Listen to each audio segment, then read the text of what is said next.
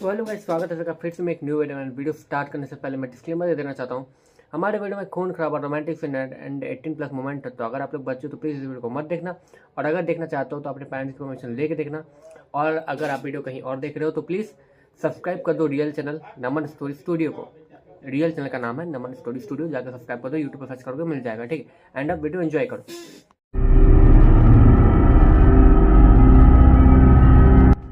Sure इस वक्त उस वेनस अडेप्टर नाम के डायनासोर की तरफ बढ़ रहा था, जो कि बहुत ज़्यादा घायल और अपनी आखिरी सांसें लेते हुए श्योर को अपनी तरफ बढ़ते हुए देख रहा था। क्या हुआ? तुम भी मुझे अपना पालतू बनाने का सोच रहे हो क्या? मुझे पता ही था, सारे इंसान एक जैसे होते हैं। इतना कहकर वो डायनासोर खून की उल्टियाँ करने लगता है।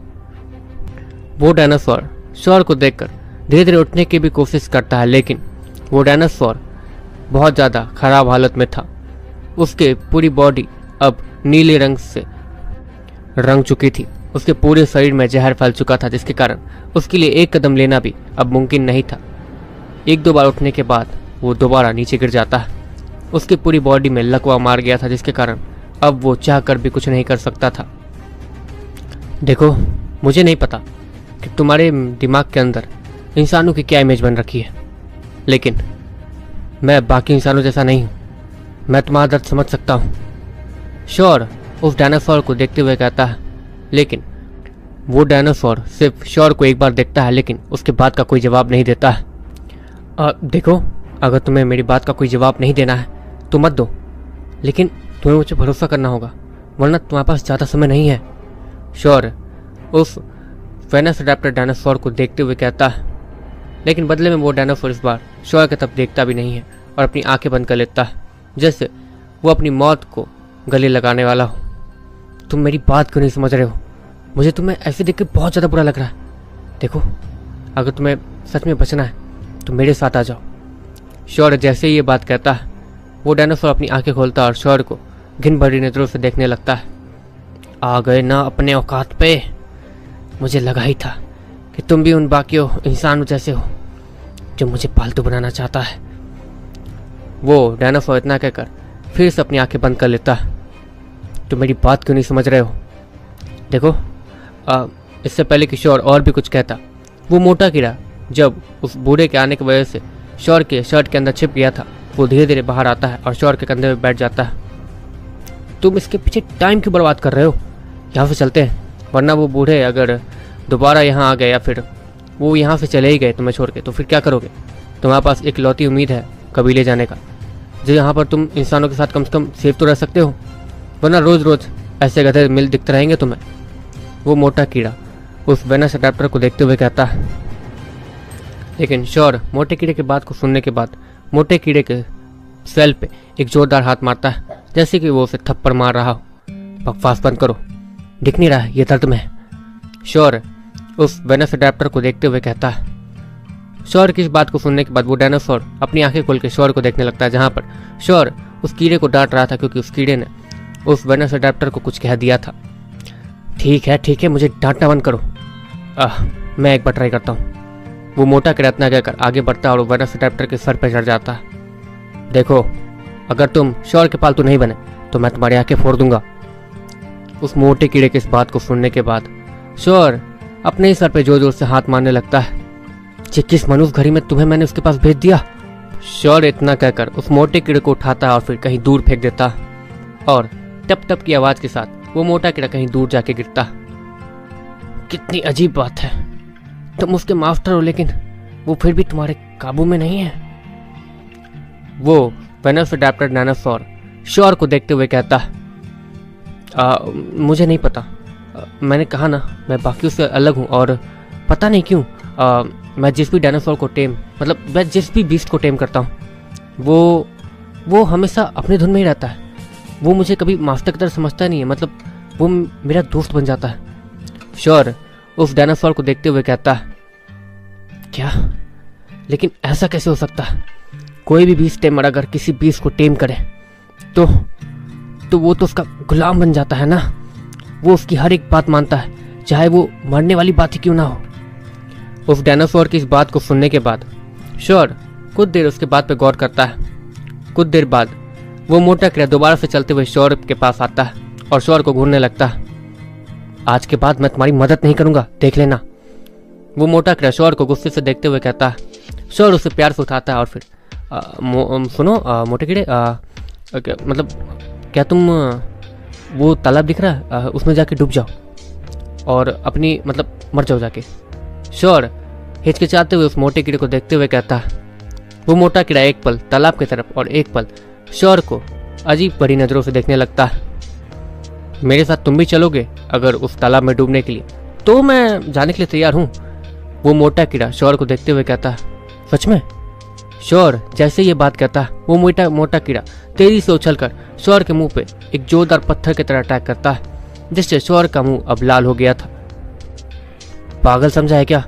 तालाब में जाकर डूब जाओ और मर जाओ, ये कौन सी कमांड है? हाँ, वो मोटा कीड़ा श्योर को देखते हुए कहता है और फिर वहीं पे एक लाइट के साथ गायब हो जाता है। लेकिन श्योर उस मोटे कीड़े के इस बिहेवियर को देखने के बाद भी पता नहीं क्यों हल्का सा मुस्कुरा रहा था। उस मोटे कीड़े ने तुम्हारी बात नहीं मानी और तुम मुस्कुरा रहे हो? तुम्हारे अंदर इतना दिमाग भी नहीं है क्या? कोई बीस्ट अगर तुम्हारी बात नहीं मान रहा है तो तुम बीस्ट टेमर के नाम पे धप्पा हो। वो डायनासोर श्योर को देखते हुए कहता है। लेकिन तभी उस डायनासोर की नजर किसी चीज पे जाती है। एक मिनट, वो मोटा कीड़ा कहाँ गया? वो तो लाइट में बदला था ना। मतलब क्या तुम्हारे पास न्यूरोकोर है? वो डायनासोर श्योर को देखते हुए कहता है। हाँ है। श्योर की बात को सुनने के बाद वो डायनासोर अपनी आंखों को और बड़ी चौड़े करके श्योर को देखने लगता है। लेकिन तुम तो अभी बच्चे हो, तुम कैसे न्यूरोकोर जनरेट कर सकते हो? वो डायनासोर भी इस वक्त देखने में बहुत ज़्यादा कंफ्यूज लग रहा था। लेकिन तभी उस डायनासोर को कुछ महसूस होता है, जिसके कारण अब वो कुछ बोल भी नहीं पा रहा था। वो अपने गले को पकड़ के किए जा रहा था, लेकिन अब वो कुछ बोल नहीं पा रहा था। देखो, मैं पहली बात, ये न्यूरोकोर मुझसे कैसे जनरेट हो गया मुझे नहीं पता, लेकिन जो भी बीस्ट मैं पकड़ता हूँ वो मेरे दोस्त बन के रहते हैं और मुझे यही पसंद है। मुझे ये बिल्कुल पसंद नहीं है कि कोई भी बीस्ट मेरा गुलाम बन के रहे।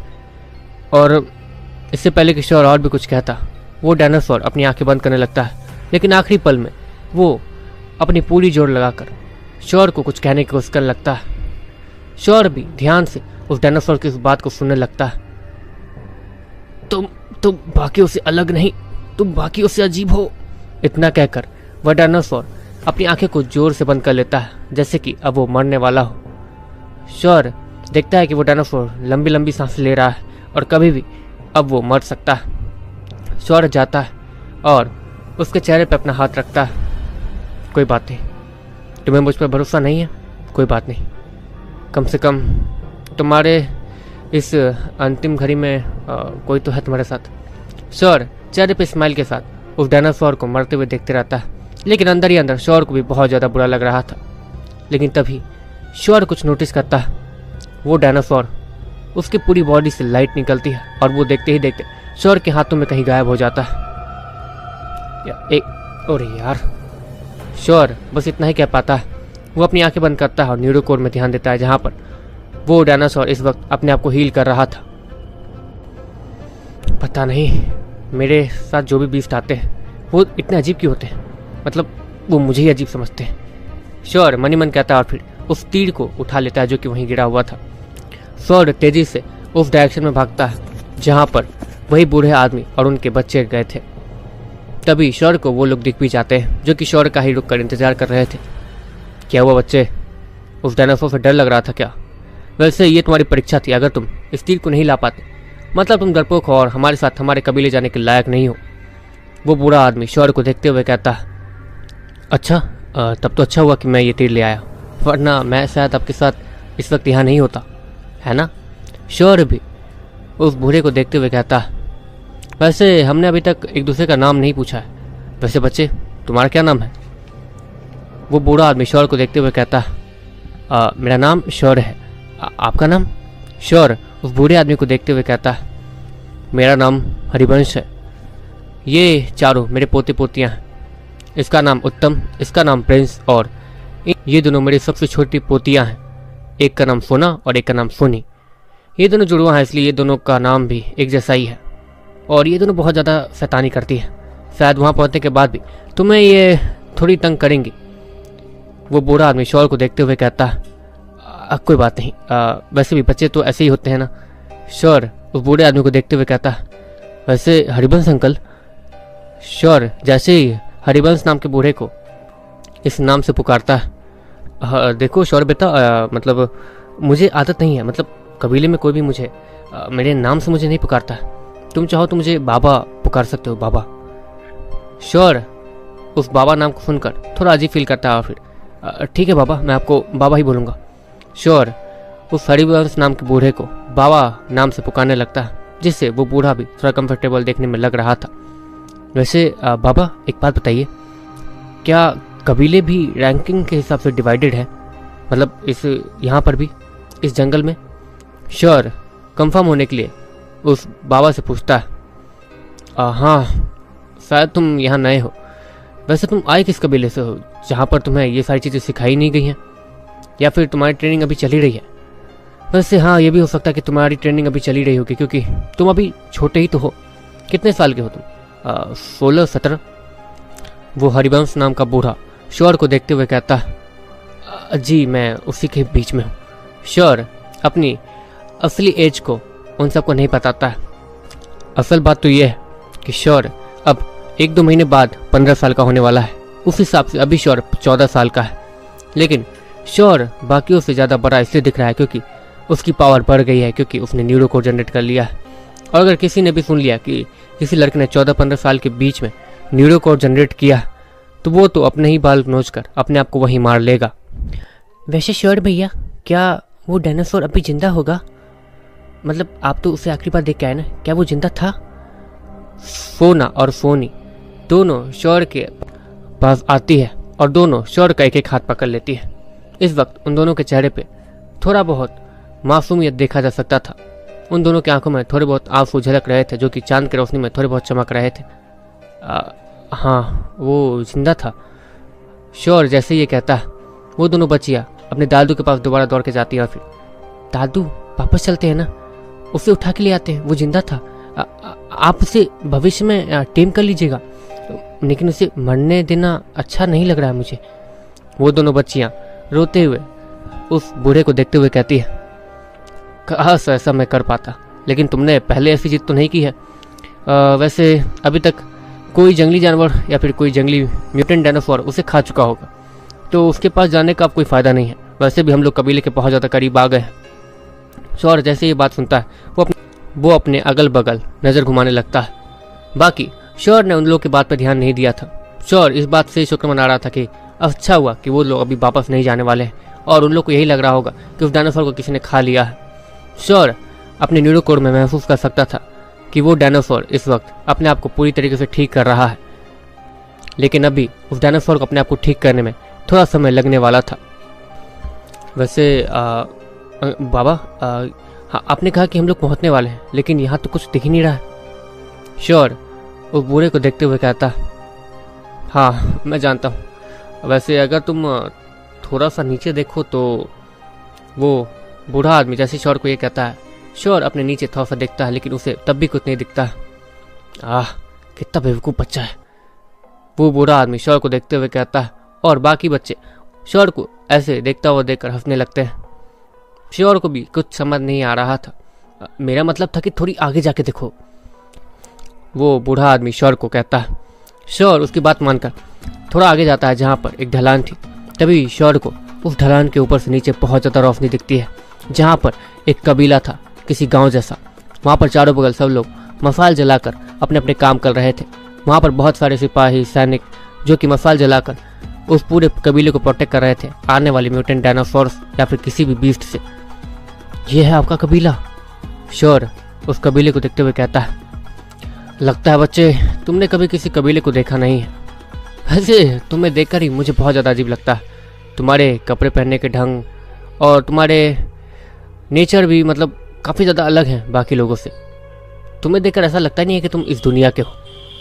वो बूढ़ा आदमी शौर को देखते हुए कहता है, अब वो मैं काफ़ी ज़्यादा दूर से यहाँ आया हूँ और मैं अपने परिवार के साथ आया था, लेकिन मैं खो गया, लेकिन मैं इस बात के लिए श्योर हूँ कि मेरा परिवार अभी ठीक होगा।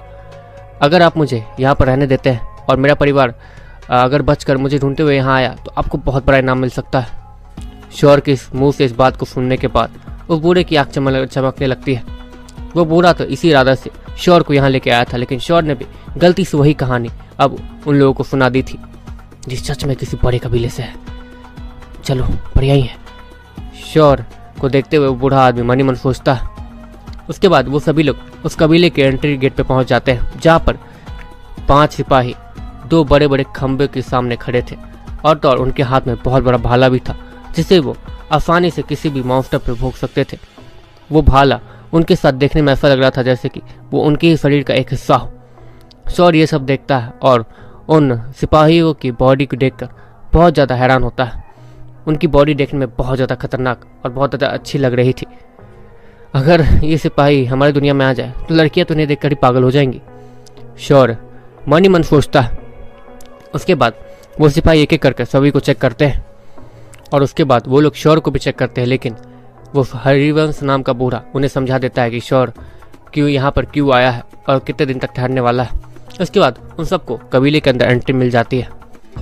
चलो श्योर, हम लोग कबीले के अंदर अब आ चुके हैं, लेकिन यहाँ तुम्हें ध्यान रखना होगा, किसी को ऑफेंड मत करना क्योंकि अभी तुम कमज़ोर हो और यहाँ पर ताकतवर लोग कमज़ोरों पे थोड़ा हावी होते हैं, तो थोड़ा ध्यान रखना।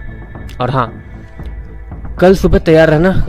कल तुम्हें हमारे बुजुर्ग से मिलना होगा और उन्हें एक्सप्लेन करना होगा कि तुम यहाँ कैसे आए और कितने समय तक तुम यहाँ रहने वाले हो और यहाँ रहने के बदले तुम उन्हें क्या क्या दोगे, तुम्हें ये सब उन्हें कहना होगा कम से कम। वो बूढ़ा आदमी श्योर को देखते हुए कहता है, लेकिन श्योर इस वक्त एक परेशानी में था। मतलब दिन में मिलना है, क्या मैं रात में मिल सकता हूँ?